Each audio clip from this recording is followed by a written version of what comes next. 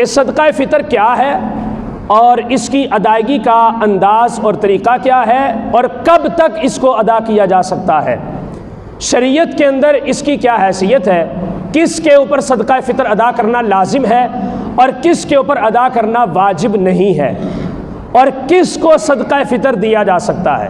یہ سارے مسائل مختصر سے وقت کے اندر جو ہے میں آپ کی خدمت میں عرض کرتا ہوں۔ سب سے پہلے نمبر پر صدقہ فطر، اس کی شرعی حیثیت یہ ہے کہ یہ واجب ہے، اس کو فرض نہیں قرار دیا گیا بلکہ یہ واجب ہے، اور واجب جو ہوتا ہے وہ اپنے حکم کے اندر زیادہ سخت نہیں ہوتا بلکہ کچھ نہ کچھ نرمی اس کے اندر پائی جاتی ہے۔ اب اس کی نرمی کیا ہے میں اس کو آگے جا کے آپ کے سامنے ذکر کرتا ہوں۔ پہلے نمبر پر تو یہ ہے کہ صدقہ فطر واجب ہے، اور واجب کس کے اوپر ہے؟ کیا ہر ایک کے اوپر واجب ہے؟ ہر ایک کے اوپر واجب نہیں۔ اس کے 3 اقسام ہیں۔ ایک بندہ وہ ہے کہ جو فقیر ہے، غنی نہیں ہے، فقیر ہے غنی نہیں ہے، اس فقیر اور غنی میں سے غنی کے اوپر صدقہ فطر واجب ہے، فقیر کے اوپر صدقہ فطر واجب نہیں ہے۔ اور اس کا آسان سا کلیہ یہ ہے کہ کتاب مجید قرآن مجید برہان رشید کے اندر جو مصارف زکوٰۃ سورہ توبہ کے اندر ذکر کیے گئے ہیں، ان تقریباً 8 وہ مصارف ہیں، ان 8 افراد کے اوپر جو ہے وہ صدقہ فطر لاگو نہیں ہوتا۔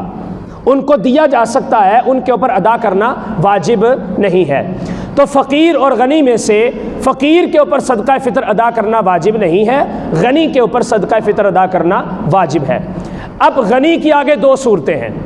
غنی جو ہے وہ یا تو صاحب نصاب ہوگا یا صاحب نصاب نہیں ہوگا۔ صاحب نصاب سے کیا مراد ہے؟ صاحب نصاب سے مراد یہ ہے کہ کسی بندے کے پاس ضروریات زندگی سے ہٹ کر حاجت اصلیہ سے علاوہ، حاجت اصلیہ یعنی کہ وہ اشیاء اور وہ چیزیں اور وہ معاملات کے جو انسان کی زندگی کے ساتھ خاص ہیں کہ ان کے بغیر گزارا کوئی نہیں ہے، ان سے علاوہ اگر کسی بندے کے پاس اتنا پیسہ اور اتنا مال، اس کا بینک بیلنس موجود ہے کہ وہ یا تو 52.5 تولے چاندی یا اس کی قیمت کو پہنچتا ہے یا 7.5 تولے سونا یا اس کی قیمت کو پہنچتا ہے، تو ایسے بندے کو صاحب نصاب کہا جائے گا۔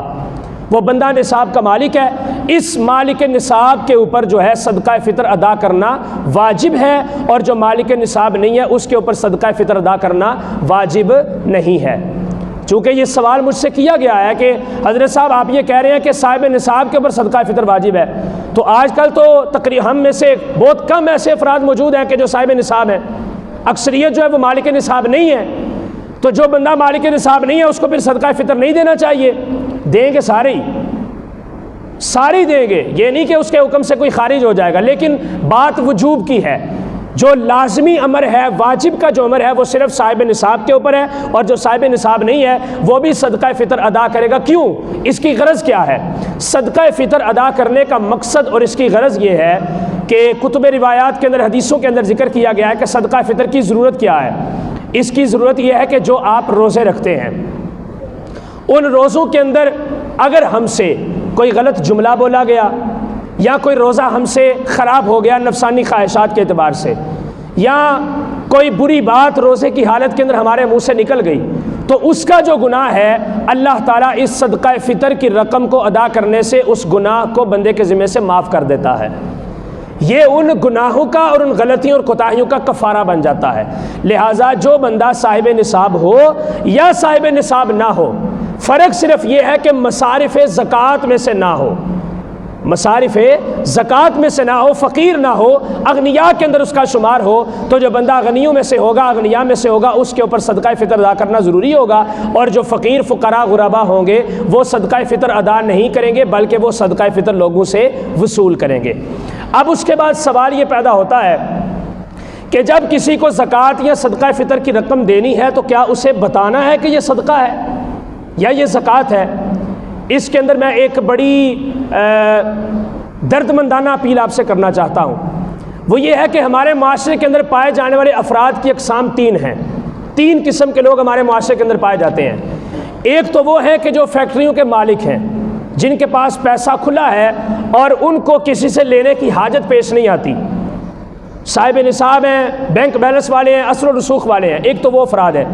دوسرے وہ ہیں کہ جن کے پاس مال موجود ہے لیکن وہ ظاہر یہ کرتے ہیں کہ ہم فقیر ہیں، ہم غریب ہیں، جیسے یہ پیشہ ور بیکاری روزانہ آ کر ہمارے دروازوں کے اوپر دستک دیتے ہیں، ان کو اگر صدقہ فطر یا زکوٰۃ کا پیسہ دیا گیا تو وہ ادا نہیں ہوگا، یہ یاد رکھیے گا، یہ یاد رکھیے گا۔ ایویں ہی نہیں قرآن نے کہا کہ جب بھی تم نے زکوٰۃ اور صدقے کو ادا کرنا ہے تو سب سے پہلے اپنے اقربا کے اندر دیکھو، اپنے گلی محلے کے اندر، اپنے رشتہ داروں کے اندر اور اپنے میل جول والے لوگوں کے اندر دیکھو، جس کی حالت کا تمہیں بالکل صحیح یقین ہے کہ اس کو صدقہ لگ جاتا ہے اور زکوٰۃ کی رقم اس کو دینے سے زکوٰۃ ادا ہو جائے گی، تو اس بندے کو جا کر زکوٰۃ کی رقم دو اور اس بندے کو جا کر صدقہ دو، پھر یہ تمہارے ذمے سے یہ فرض ادا ہوگا۔ اور یہ پیشہ ور جو بیکاری آتے ہیں جن کی کیفیات کا آپ کو نہیں پتہ، ایسے بندوں کو آپ نفلی صدقہ دے سکتے ہیں، واجبی اور جو فرضی صدقہ ہے وہ آپ ان کو نہیں دے سکتے۔ اگر آپ دیں گے تو وہ سارا نفلی ہوگا، آپ کے ذمے سے وہ صدقہ ادا نہیں ہوگا، چونکہ آپ کو پتہ ہی نہیں ہے کہ ان کی حالت کیسی ہے۔ ہو سکتا ہے کہ وہ اغنیاء کے اندر شمار ہوتے ہوں اور صرف انہوں نے اپنا لبادہ جو ہے وہ فقیروں والا بنایا ہو، تو اس لیے ایسے لوگوں کو صدقہ دینے سے صدقہ ادا نہیں ہوگا اور نہ ہی زکوٰۃ دینے سے زکوٰۃ ادا ہوگی۔ یہ دوسری قسم کے لوگ ہیں۔ اب تیسرے آگے، تیسرے افراد وہ ہیں کہ جو اپنے آپ کو بظاہر تو ٹھیک ٹھاک شو کرتے ہیں لیکن سفید پوش ہیں، اندر میں وہ بیچارے بڑے خستہ حالی کا عالم ہے، فیکٹری کے اندر کام کر رہے ہیں، 15 سے 20 ہزار یا 25 ہزار روپے ان کی تنخواہ ہے۔ اب آپ سارے سلیم العقل افراد بیٹھے ہیں، ذرا آپ اندازہ کریں کہ 20-25 ہزار کے اندر 4-5 افراد گھر کے جو ہیں وہ مہینے کا ان کا خرچہ پورا ہو جاتا ہے۔ بڑا بھی کھینچا جائے تو 2 سے 2.5 کلو دودھ 4-5 افراد کے لیے ضروری ہوتا ہے، یہ ان کے لیے کافی ہے۔ تو اگر 2 سے 2.5 کلو دودھ دیکھا جائے تو وہ 7-8 ہزار 9 ہزار کا تو وہ دودھ بن جاتا ہے۔ باقی وہ گھی کے پیسے اور راشن پانی کے پیسے، آٹے کے پیسے اور یہ سارے اخراجات، کپڑے، لین دین، بجلی کے بل اور اس طرح کے جو نبھانے والے معاملات ہیں وہ کیسے بندہ پورے کرے گا؟ تو اس طرح کے افراد جب آپ دیکھیں وہ سفید پوش طبقہ اندر بیچارہ وہ پستا رہتا ہے، کسی سے جا کر وہ سوال نہیں کرتے۔ اور آج کل تو وہ بھی صورتحال ختم ہو چکی ہے، لاک ڈاؤن کا سلسلہ اور کرونا کے جو معاملات ہیں وہ فیکٹریاں بھی ان کی بند پڑی ہیں اور ان کو کاموں سے نکال دیا گیا ہے کہ بھائی ہمارے پاس کام کوئی نہیں ہے۔ ایسے لوگ کدھر جائیں گے؟ ان کے بارے میں ہم سے پوچھا جائے گا۔ جن کو اللہ رب العزت نے کچھ دیا ہوا ہے چپ چاپ ان کے گھر پہ جائیں، کسی کو بتانا ضروری نہیں، یہ شرعی مسئلہ ہے۔ زکوٰۃ کی رقم ادا کرتے ہوئے، صدقہ فطر کی رقم ادا کرتے ہوئے، فرضی جو صدقات ہیں اس کو ادا کرتے ہوئے اگلے بندے کو مالک بنانا ضروری ہوتا ہے، یہ یاد رکھیے گا، اگلے بندے کو مالک بنانا ضروری ہوتا ہے۔ اب مالک بناتے ہوئے آپ کو یہ بتانا آپ کے لیے واجب اور فرض نہیں ہے کہ آپ اس کو بتائیں کہ بھائی یہ زکوٰۃ کے پیسے ہیں، کیا پتہ وہ بیچارہ اسی بات کے اندر مر جائے کہ میں زکوٰۃ لے رہا ہوں۔ یہ بھی سفید پوشی کا عالم ہے، چونکہ زکوٰۃ یہ مال کا گندا حصہ ہوتا ہے، یہ یاد رکھیے گا۔ اس کو نکالنے سے آپ کا مال پاک ہو جاتا ہے، اس کو نکالنے سے مال پاک ہو جاتا ہے۔ تو اگر کسی غریب کو آپ جا کر سفید پوش بندے کو جا کر بتائیں گے کہ بھائی یہ زکوٰۃ کے پیسے میں تمہیں دے رہا ہوں، تو آپ اس کے دل کو ٹھیس پہنچا رہے ہیں۔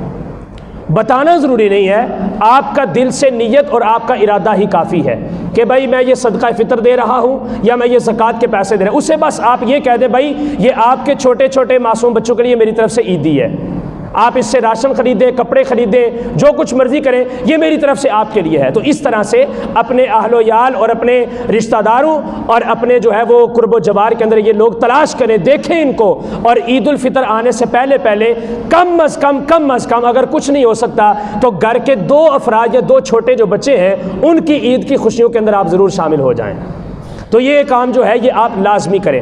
اس کے بعد اس کے کئی سارے مسائل ہیں، تو اب آخری مسئلہ جو ہے وہ سوال جو ہے وہ آپ کے سامنے میں عرض کرتا ہوں کہ صدقہ فطر کب تک ادا کیا جا سکتا ہے اور اس کے ادا کرنے کا صحیح وقت کیا ہے؟